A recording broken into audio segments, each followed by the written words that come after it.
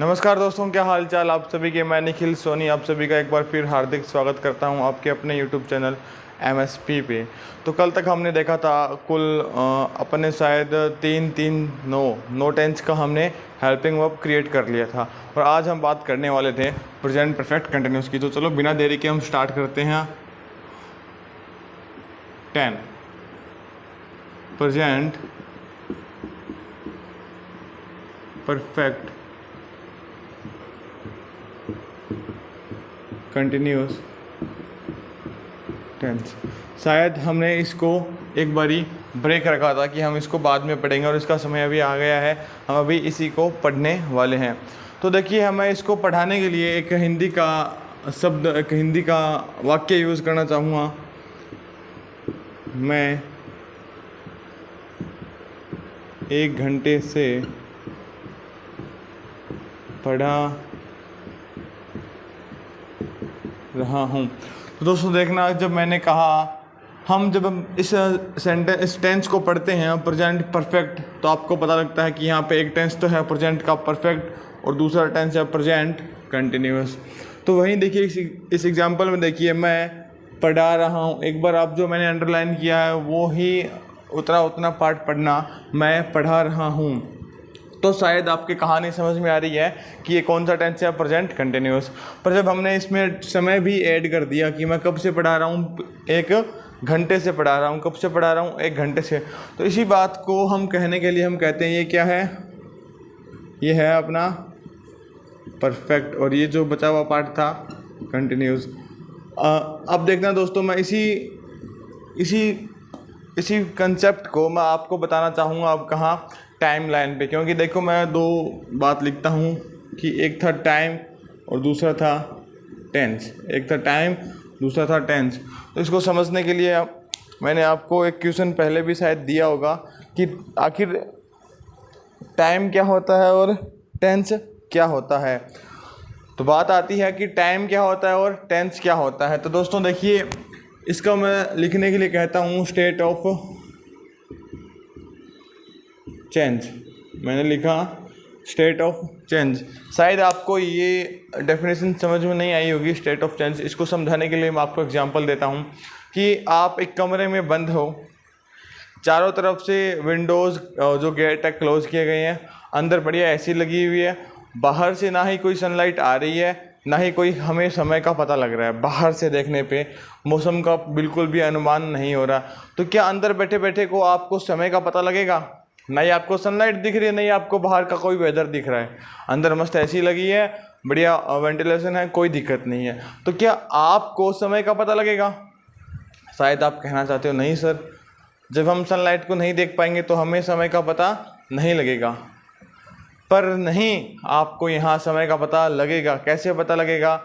जब आपकी बॉडी आपसे क्या एनर्जी एग्जॉस्ट करेगी, आपसे पानी मांगेगी, आपसे खाना मांगेगी, तो आपको फील होगा कि समय बीत रहा है। जैसे जैसे हमने देखा कि हम जब भी कोई काम करें या ना करें, हम वेले बैठे रहें तो भी हमें क्या है, भूख लगने लगती है। और ऐसा क्यों होता है? क्योंकि समय है, किसी के लिए रुकता नहीं है। क्योंकि जो बदलाव है वो लगातार होते रहते हैं, चाहे आप कुछ काम करो या ना करो। तो जो चेंज है, उस चेंज को क्या कहते हैं हम? Change of state of change को, मतलब जो बदलाव हो रहे हैं वो क्या है, एक तरह से हमें समय को बता रहे हैं कि समय निकल रहा है। अब बात आती है कि टेंस क्या होते हैं। अब देखिए, जो बदलाव हो रहा है वो क्या है? समय है। और उस समय के किसी एक पॉइंट को बताने के लिए, किसको? इस समय के एक पॉइंट को बताने के लिए हम क्या कहते हैं, किसका यूज़ करते हैं? टेंस का। देखिए दोस्तों, मैंने कहा टाइम क्या है, स्टेट ऑफ चेंज, मतलब जो बदलाव हो रहा है लगातार, उसे हम टाइम से डिनोट कर पाएंगे। और उस समय के, उस टाइम के एक पर्टिकुलर पॉइंट पे जो एक्शन हो रही है उसको बताने के लिए हम किसका यूज़ करते हैं? टेंस का। तो टेंस क्या हुआ? समय के उस एक पॉइंट को बताने के लिए हम जिन शब्दों का यूज़, जिन वाक्यों का यूज़ करते हैं, उन्हें हम टेंस कहते हैं। ठीक है। अब देखिए, इनकी परिभाषा, इनकी डेफिनेशन ढंग से समझते हैं। वर्ब का एक ऐसा हिस्सा, सॉरी वर्ब नहीं होता, ये क्या होता है? वर्ब का एक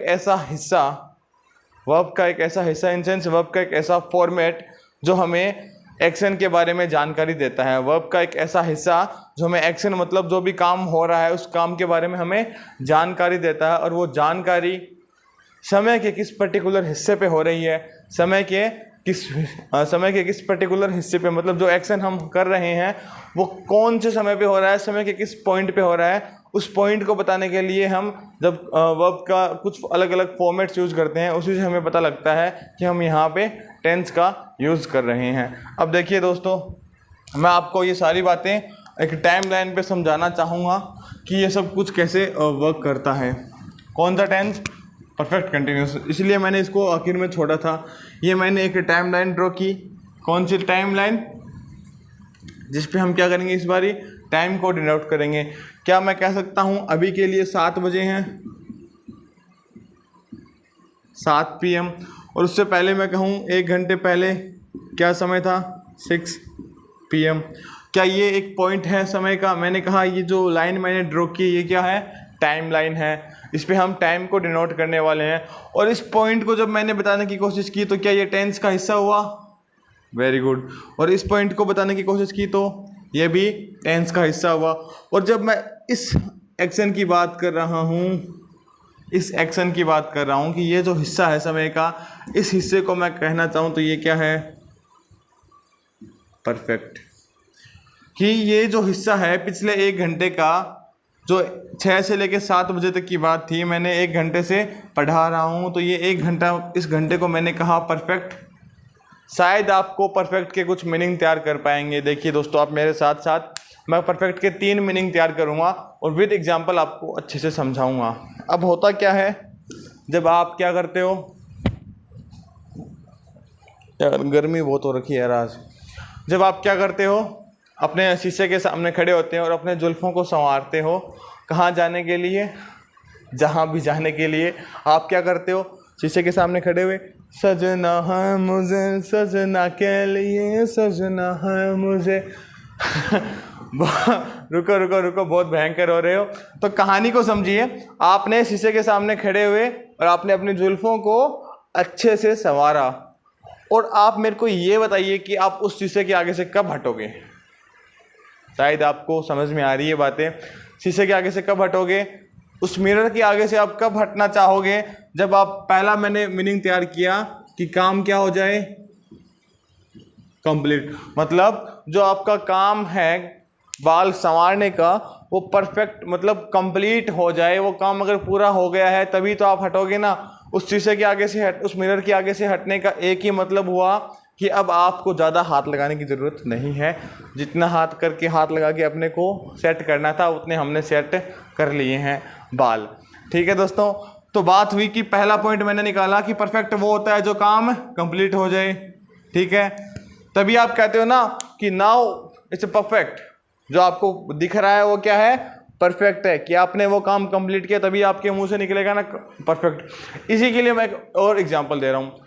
मोस्ट ऑफ लोगों को बस एक ही डिश बनानी आती है, वो है मैगी। चाहे आजकल लड़कियां हों चाहे लड़के हों, कोई फ़र्क नहीं पड़ता। मैगी और चाय के अलावा इनको कुछ नहीं आता। तो मैं मैगी की बात करता हूँ। आप मैगी बना रहे हो, मैगी बनाने की प्रोसेस पूरी हुई, आपने टेस्ट करना स्टार्ट किया। जब आपने टेस्ट किया तभी आपने कहा परफेक्ट। मतलब जो प्रोसेस आपने मैगी बनाई है, जो प्रोसेस हुई है मैगी बनाने में, वो प्रोसेस पहली बार कंप्लीट हुई तभी आपने कहा होगा परफेक्ट, या बनते बनते ही कह दिया परफेक्ट। ऐसा नहीं होगा। बहुत भयंकर लोग होंगे, खतरनाक लोग होंगे जो उसके अरोमा को स्मेल करके आप बता सकते हैं कि परफेक्ट है। बट हम क्या कहते हैं, जब तक प्रोसेस कंप्लीट ना हो तब तक हम उसे परफेक्ट नहीं कह सकते। बात समझ में आ रही है। फिर दूसरा मीनिंग मैंने तैयार किया, इफेक्ट कैन बी सीन या फेल्ट। अब देखिए दोस्तों, अभी अभी मैंने एक गिलास चाय पी, ठीक है। फिर थोड़ी देर पहले एक और कप चाय का, थोड़ी देर बाद ही, चाय पीने के थोड़ी देर ही बाद एक और कप चाय का मिला मुझे और कहा सर चाय पी लो। तो मैं उसे क्या कहूँगा, नहीं नहीं मैंने अभी चाय पी है। भाई मेरे अकॉर्डिंग बताओ, आप तो कटक जाओगे, आप तो खतरनाक लोग हो। मेरे अकॉर्डिंग क्या है, क्या मैं उसे मना करूँगा, नहीं नहीं बस भैया मैंने अभी चाय पी ली है। आप जहाँ कभी जाते हो और बस चाय ना बनाइए, बस पी के आया, हाँ, तो आप क्या कहना चाहते हो कि जो चाय आपने पी है वो अभी भी आपके पेट में है, मतलब आपके स्टमक में है, आप उसके इफेक्ट को आप अच्छे से फील कर पा रहे हो, आप उसके इफेक्ट को अच्छे से महसूस कर पा रहे हो कि अभी भी चाय का जो प्रभाव अपने ऊपर है वो अभी भी है, आलस दूर हो चुका है। तो क्या इफेक्ट कैन बी सीन और फेल्ट, क्या उसके इफेक्ट को आपने फील कर पाया। फिर उसके बाद मैंने एक और पॉइंट बनाया, नो स्कोप ऑफ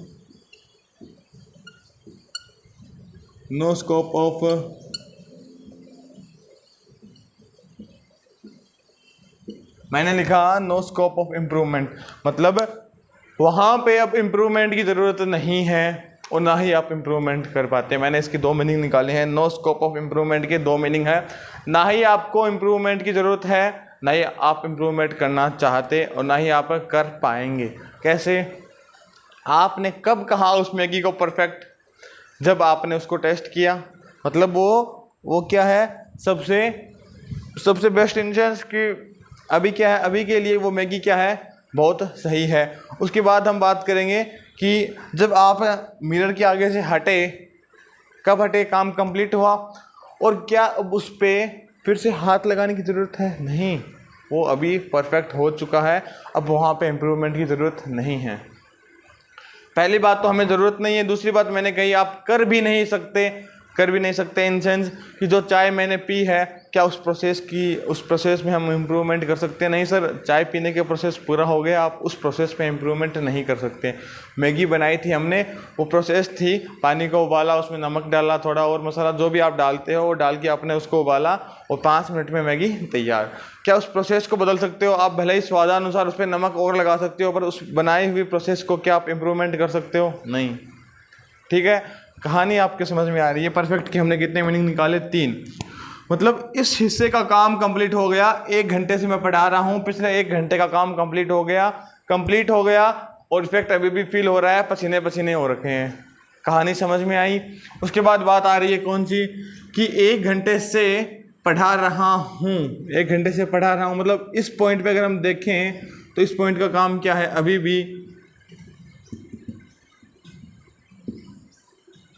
भी क्या है, गोइंग। इस हिस्से का काम क्या है, अभी भी गोइंग ऑन, मतलब अभी भी काम जारी है, काम रुका नहीं है। तो क्या इस दोनों बातों को मैं एक डेफिनेशन में बदल सकता हूं? देखना, मैंने एक डेफिनेशन बनाई, the part of an action is completed. The part of an action is completed, मतलब ये जो एक्शन थी ये कंप्लीट हुई ना, ये एक्शन कंप्लीट हुई, and rest is going on.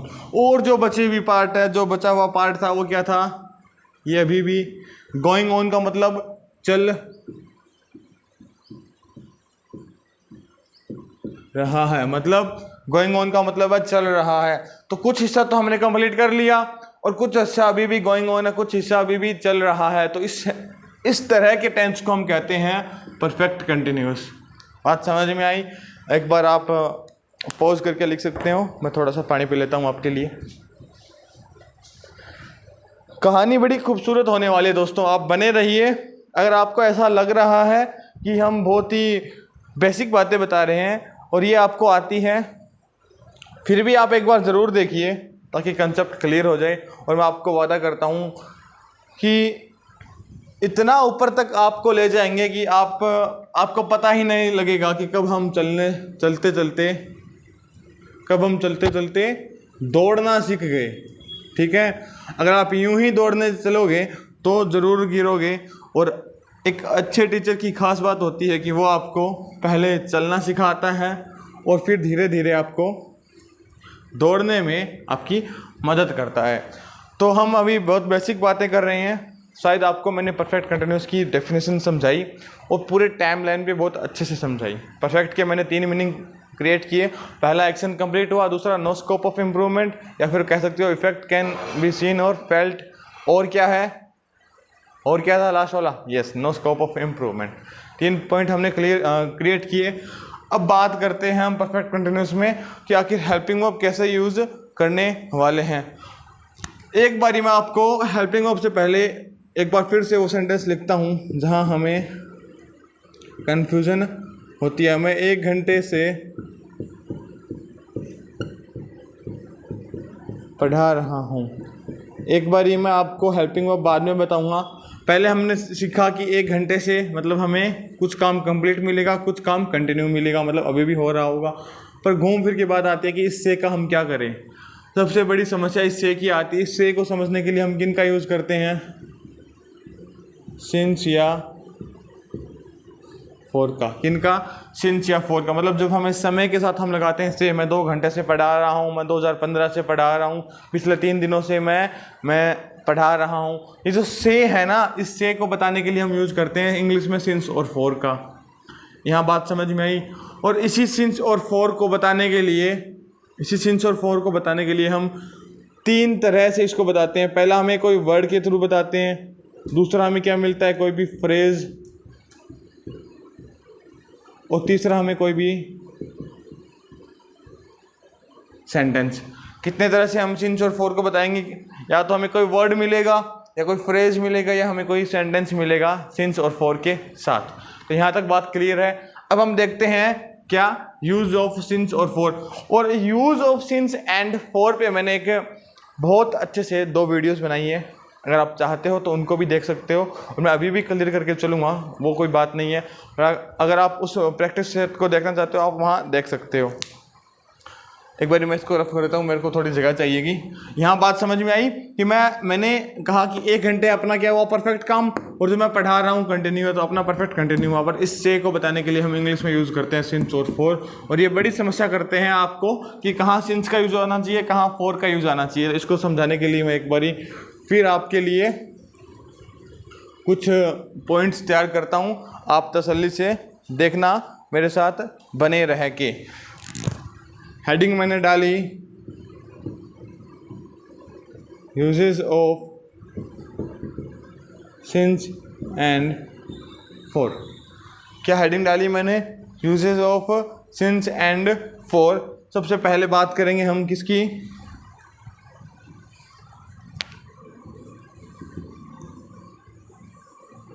सबसे पहले मैं बात करता हूँ सिंस की।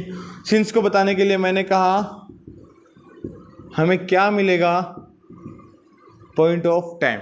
क्या मिलेगा, पॉइंट ऑफ टाइम। हमें समय का एक पर्टिकुलर हिस्सा मिलेगा, एक पर्टिकुलर पॉइंट मिलेगा, तभी हम सिंस का यूज़ करेंगे। और इसी पॉइंट ऑफ टाइम को समझाने के लिए मैं कह सकता हूँ, आपने हिंदी में आज तक पढ़ा होगा, इंग्लिश में हम कहते हैं उसे स्पेसिफिक टाइम मिलेगा आपको, और आपने हिंदी में रटा होगा निश्चित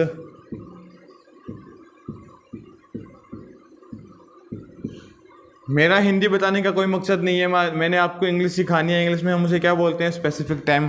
और आगे हर बारी मैं स्पेसिफिक टाइम ही बता के चलूँगा, तो उसके लिए एक बारी मैं हिंदी को रफ कर देता हूँ। बात हुई अपनी स्पेसिफिक टाइम। कैसे स्पेसिफिक टाइम, हमें क्या मिल सकता है, कोई भी day, date, month, year and क्या, सीजन। कहानी समझ में आ रही है दोस्तों। हमें क्या है, पर्टिकुलर या तो कोई डेट, या तो हमें कोई डे मिलेगा, या हमें कोई डेट मिलेगी, या हमें कोई मंथ मिलेगा, या हमें कोई ईयर मिलेगा। हमें पर्टिकुलर ईयर के बारे में बताया जाएगा। जैसे देखना, एग्जाम्पल है सिंस मंडे। मैंने लिखा सिंस मंडे, सिंस 2002। एक्चुअली आपको ईयर ना देके आपको पर्टिकुलर ईयर बताया जाएगा, कौन सा ईयर है। हमें पॉइंट ऑफ टाइम, उस टाइम को स्पेसिफाई किया जाएगा कि कौन सा समय है। अब डेट जैसे मान लो सिंस 23 जून 2002। कहानी समझ में आ रही है कि आपको पर्टिकुलर डेट दी जा सकती है। आपको ये वर्ड नहीं मिलेंगे, आपको इनके नेम मिलेंगे। जैसे कोई सीजन का मतलब सिंस मानसून। बात समझ में आ रही है, ठीक है। ऐसे आप कितने भी एग्जाम्पल लिख सकते हो, पर मैंने समझाने के लिए तो एग्जाम्पल लिखे हैं। आगे चलते हैं पॉइंट नंबर 2। देखिए, जब आप बताते हो पार्ट्स ऑफ डे, क्या बताते हो? Parts of day. डे के भी अलग अलग पार्ट होते हैं, जैसे कि मॉर्निंग, नून, आफ्टरनून, इवनिंग और नाइट। और इनको बताने के लिए आप उसके पहले क्या लगाते हो? Since. Since morning, since evening. कहानी आपको समझ में आई होगी। पॉइंट नंबर 3 मैं आपके सामने लेके आ रहा हूं, जिसमें आप क्या करोगे? क्या करोगे आप? Very good. क्या करने वाले हो? Stage of life. क्या करने वाले हो? Stage of life. मतलब लाइफ के भी कुछ हिस्से आपको फिलोसफी ने बताए होंगे। क्या? लाइफ के कुछ हिस्से आपको फिलोसफी ने बताए होंगे, और उस हिस्सों को, जैसे कि since childhood, since childhood, since adulthood, बात समझ में? Since teenage. कहानी आपको समझ में आ रही होगी। ठीक, कुछ हिस्से हैं जो कि आपको फिलोसफी ने बताए हैं लाइफ के। उस स्टेज को हम क्या कहेंगे? उसके पहले हम सिंस का यूज़ करना चाहेंगे। और लास्ट में अपनी बात आती है किसके बारे में? Any event, name of event, या कोई इवेंट या कोई ओकेजन बोल सकते हैं आप। ठीक है, ओकेजन, जैसे कि since Diwali, since his wedding.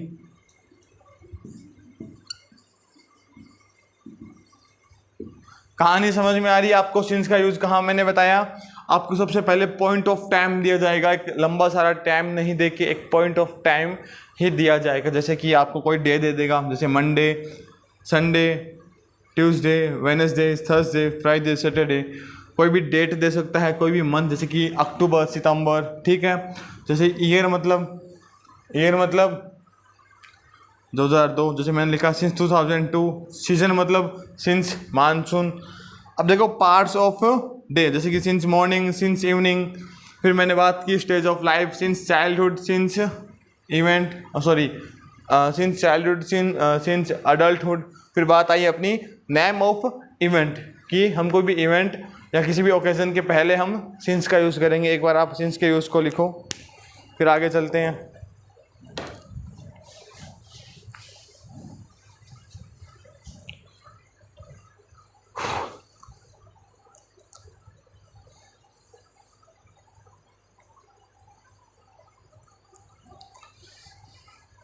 शायद आपने यहाँ तक लिख लिया होगा, या फिर पॉज करके आप लिख सकते हो। और जो ये मैंने पॉइंट ऑफ टाइम लिखवाया है ना आपको सिंस का, इसके लिए आप इसको एक हैशटैग लगा के उसके पहले लिखना स्टार्टिंग पॉइंट। हमें क्या मिलता है? हमें हर बारी स्टार्टिंग पॉइंट। ये जो पॉइंट ऑफ टाइम है ना, इसको हम स्टार्टिंग पॉइंट भी बोल सकते हैं। ये जो पॉइंट ऑफ टाइम मिलता है, ये क्या मिलता है? Starting point.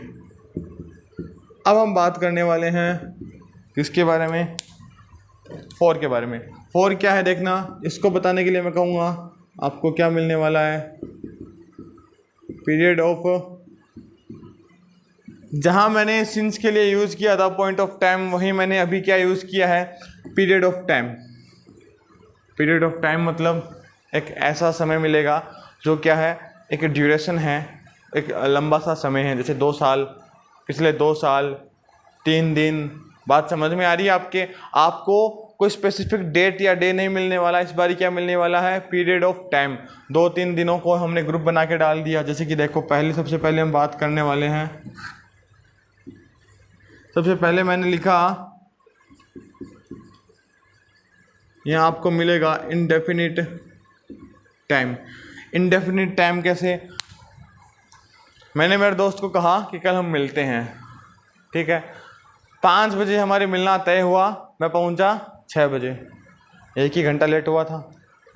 मैं पहुंचा, उसने कहा अरे भाई कहाँ था? मैं तेरा कितनी देर से इंतज़ार कर रहा हूँ। मैंने उसे कहा कितनी देर से? तो कह रहा बहुत देर से। अरे मैंने कहा भाई कितनी देर से? बोला सर बहुत देर से।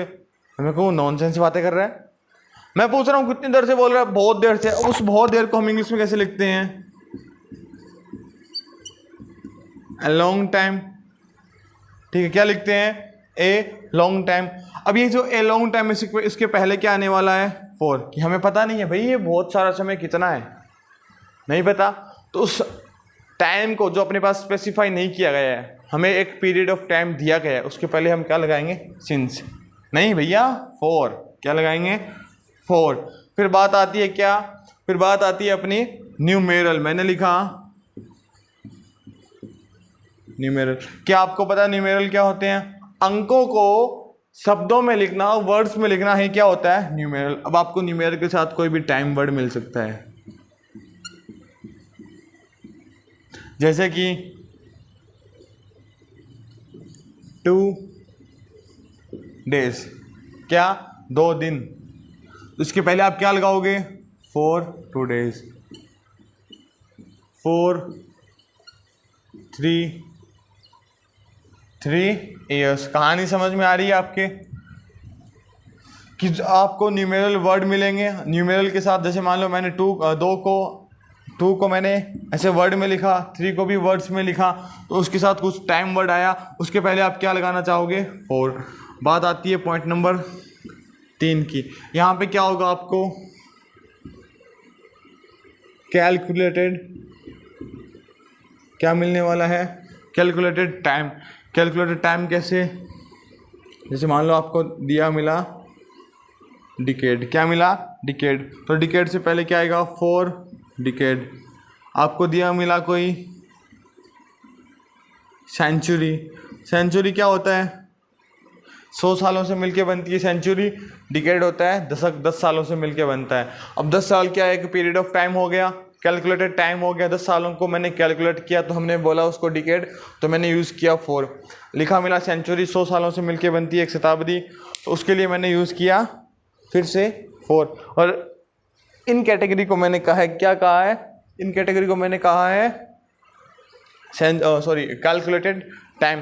शायद आपको सिंस और फॉर की कहानी समझ में आई होगी, और मैंने इस पर अलग वीडियो बनाई है, आप उस पर जाके इसके जो देखिए। अगर आप यहाँ तक पहुँचे हैं, मतलब आप वीडियो देख रहे हो, यहाँ पे आपको आई बटन पे मिलने वाला है एक नोटिफिकेशन आएगा, जिसमें मैंने आपको फॉर और सिंस के यूज़ का एक प्रैक्टिस सेट करवाया है। नीचे डिस्क्रिप्शन में लिंक भी डाल दूंगा, आप वो देख लेना। इस वीडियो में मैं आपको एग्जांपल नहीं करवा पाऊँगा। ठीक है दोस्तों, आगे बढ़ते हैं और मैं इनको रफ कर देता हूँ। शायद आपने लिख लिए होंगे, स्क्रीनशॉट ले लो या पॉज करके लिख लो। जैसे कि मैंने आपको कहा है कि मैं इसके प्रैक्टिस सेट अभी नहीं करवा पाऊँगा, कि हम इसके यूज़ मैंने सीखे तो हैं, बट मैं अभी करवाना नहीं चाहता यहीं, क्योंकि वीडियो काफ़ी लंबी हो जाएगी। क्योंकि मैंने करवा ही दिए हैं, तो आप क्यों ना उसी को देख ले, सही है या गलत। यहाँ पे टाइम वेस्ट करने की ज़रूरत नहीं है ना। अब देखिए दोस्तों, बात करते हैं प्रेजेंट परफेक्ट कंटिन्यूस के हेल्पिंग वर्ब की। आपको पता था कि मैंने कंटिन्यूस के लिए वर्ब की कौन सी फॉर्म बताई थी? आईएनजी। परफेक्ट के लिए हमने यहाँ पे लेके आए थे थर्ड फॉर्म किसकी? याद आ रही क्या बातें? मैंने कहा था परफेक्ट में कौन सी फॉर्म आती है? थर्ड, और इसमें आईएनजी। और इन दोनों को एक साथ हम नहीं लिख सकते, तो हमने क्या किया? इसके लिए हमने वर्ब की थर्ड फॉर्म किससे उधारी मांगी? याद आ रहा है ना? किससे मांगी थी? बी की थर्ड फॉर्म लेके आए थे हम, जो क्या है? बीन। अब देखिए दोस्तों, मैंने कहा था कि हम थोड़ी बात इस पे आगे करने वाले हैं। मैंने कहा बीन के साथ हम क्या करने वाले हैं? आईएनजी, वर्ब की आईएनजी फॉर्म लगाने वाले हैं। और बात आती है कि अब हेल्पिंग वर्ब किसकी ले? परफेक्ट की या कंटिन्यूस की? दोनों में अलग अलग हेल्पिंग वर्ब्स होती है नहीं होती? होती है ना। तो देखिए दोस्तों, जैसे मैंने आपको कहा था कि जो बड़ा भाई था परफेक्ट, इसने क्या किया? कॉम्प्रोमाइज़ किया और अपनी वर्ब की थर्ड फॉर्म ना लाके किसकी वर्ब की थर्ड फॉर्म ले आया? बी की। पर इसने वहीं एक शर्त लगा दी कि ठीक है, वर्ब की थर्ड फॉर्म मेरे ना आके आप बीन का यूज कर सकते हो, पर जो हेल्पिंग वर्ब है वो किसकी रहने वाली है? ऑलवेज परफेक्ट की। तो इसके पहले हम क्या यूज करेंगे? हैज या हैव लगा के हम साथ में बीन लगाएंगे और साथ में आईएनजी फॉर्म लगा देंगे, और लास्ट में अपना क्या आने वाला है? यूज ऑफ सिंस और फॉर काम आने वाला है। ठीक है, मैंने ये स्ट्रक्चर नहीं लिखा है, मैंने बस इतना बताया हेल्पिंग वर्ब और ये सब कहाँ काम आने वाली है। शायद मैंने आपको बताया था हैज़ का यूज़ कहाँ होता है? सिंगुलर के साथ। और आई हैव का यूज़ कहाँ होता है? प्लूरल सब्जेक्ट के साथ, हैज़ का यूज़ सिंगुलर सब्जेक्ट के साथ, हैव का यूज़ प्लूरल सब्जेक्ट के साथ। ठीक है दोस्तों, और इस बारी आई कहाँ आने वाला है, प्लूरल में, और वाज वर्ब में हमने देखा था आई था सिंगुलर में। ठीक है, इस पे जो डाउट्स हैं वो मैं आपको अलग वीडियो बना के क्लियर कर दूंगा। अब देखिए एग्जांपल बनाते हैं हम, Ravi has been waiting for, example देखना, रवि हैज़ बीन वेटिंग है, यहाँ पे सिंस या फिर for, Ravi has been waiting for 2 hours, मैंने लिखा 2 आवर्स। क्या आपको न्यूमेरल के साथ कोई टाइम वर्ड मिला है तो क्या आप सिंस का यूज़ करोगे, नहीं, तो क्या आने वाला है, फॉर। तो सेंटेंस क्या बना, Ravi has been waiting here for 2 hours. देखिए हमने हैज़ का यूज़ किया, बीन लेके आना था, बीन लेके आए, वर्ब की आईएनजी फॉर्म भी आई, फिर सिंस और फॉर में से हमने फॉर को चूज़ किया क्योंकि हमारे साथ जो टाइम बताने वाले शब्द थे वो क्या थे, फॉर के लिए सुटेबल थे। अब नेगेटिव बनाते हैं, Ravi has not been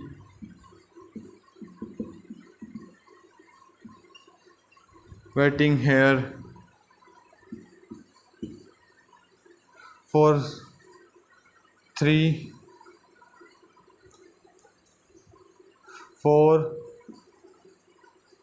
3 hours या फिर 2 आवर्स, कोई ज़्यादा अपने फ़र्क पड़ने वाला नहीं है। अगर आप इंटेरोगेटिव आप इसका बना ही सकते हो, has Ravi been waiting here, क्या बनाओगे, हैज़ को आप पहले ले आओगे, has Ravi been waiting here for 3 days। कहानी आपको समझ में आई है, कोई कन्फ्यूज़न नहीं है। चलिए फिर अगले टेंस की बात कर लेते हैं, यहाँ मैं आपको रफ कर देता हूँ। अगला टेंस कौन सा है अपना, अगला टेंस कौन सा है, हाँ दोस्तों बताइए कौन सा टेंस है, पास्ट परफेक्ट। कहानी सेम है, परफेक्ट के लिए हम बीन का यूज़ करेंगे, कंटिन्यूस के लिए वर्ब की आईएनजी फॉर्म आएगी, डॉट डॉट डॉट लास्ट में सिंस और फॉर में से कुछ उठाना पड़ेगा हमें, उसके बाद टाइम दिया आएगा, और बीन से पहले इस बारी हैज़ हैव ना के क्या आएगा, हैड, क्योंकि बात किसकी हो रही है, पास्ट की। बात समझ में आ रही है, क्योंकि पास्ट परफेक्ट की हेल्पिंग वर्ब क्या होती है, हैड, तो कोई कन्फ्यूजन ही नहीं है सर, उसी को कन्वर्ट कर दे, Ravi had been waiting here since